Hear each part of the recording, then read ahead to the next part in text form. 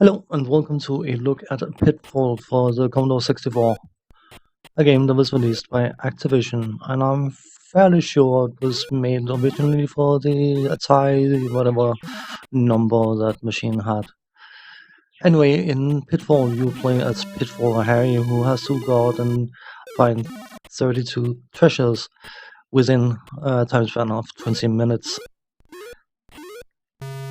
You start with a score of 2,000 points, and certain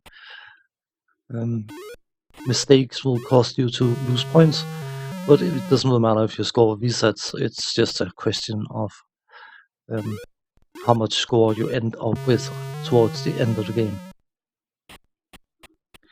You also have 3 lives, which are easily lost if you bump into a fatal obstacle such as a hole in the ground, a crocodile, or scorpions, snakes, fires, whatever else that you might bump into, quicksand and all that kind of good stuff.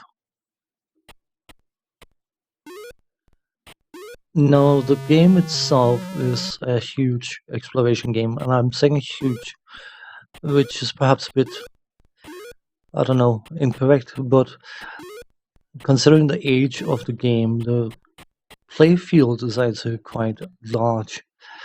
And there's even a tip from the designer of the game that you map the game as you play it and make a note of where the different treasures are in order to put all that knowledge together and go for all the treasures within the 20 minutes. Basically implying that it is not possible to get all 20 treasures or 32 treasures within the 20 minutes without knowing where they are.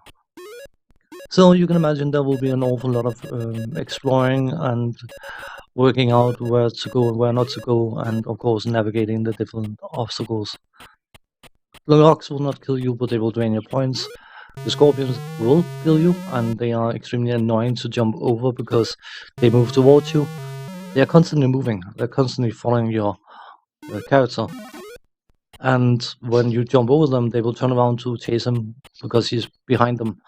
So basically, your timing for jumping over those scorpions has to be extremely tight, and it gets obnoxious after a short while. Another point of interest is the top level and the bottom levels are not connected. They are connected, but they're not. By that I mean that, let's say you run around on the top level and then you see underneath you got a certain something. Then you go to the next screen and found a way down, and then you think, if I run left, that certain something is going to be there. And then you realize it isn't.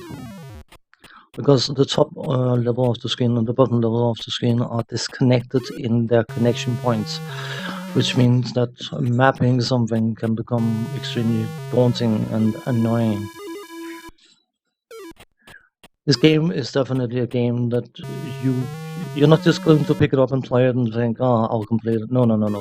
That's not happening. This requires an awful lot of exploration and mapping and quite a bit of timing skill for navigating certain obstacles. From a graphical point of view, it is very, very bare-boned, but it is a game from 1984, so I can't really fault it for it. I find it quite endearing in a certain way, even though I will openly admit the graphics is not exactly spectacular. Sounds are okay. The most noteworthy thing, of course, is the Tarzan-inspired sound playing when you jump onto a roof. The original Tarzan, by the way, Johnny Weissmuller's Tarzan, not the other lookalikes, whatever was made later. But outside of that, the sound is very early 80s, bouncy, pling-plong, which again is perfectly acceptable. Now, I know this game is a classic, and I'm not going to knock the fact that it is a classic, because it is a classic game. A lot of people have known it, played it, loved it, and all that kind of stuff. But it requires a very, very distinct mindset, and that mindset requires that you are willing to accept the fact that you will be doing a lot of mistakes and a lot of repeating playing the same areas over and over and over again. It may be enjoyable for certain people, but on a personal note, I just didn't find the game give enough to justify spending the amount of time required in order to basically run through a score chaser. The ultimate goal is to find all 32 treasures and not making any mistakes on the way, giving you a perfect score of 114,000 points. And once you have gathered all the treasures, that adventure is over, and you can start all over again if you feel like doing such a thing. Pitfall definitely deserves its classic status, but if you don't have any interest in exploring, repeating, exploring some more, and like mapping things that are not connected, I don't think the enjoyment of this game is going to be something that will last more than a few minutes at most, if nothing else, and for the novelty of it. I definitely respect this game, but personally, nah, definitely not a game I would play any further. Thanks for watching. Take care.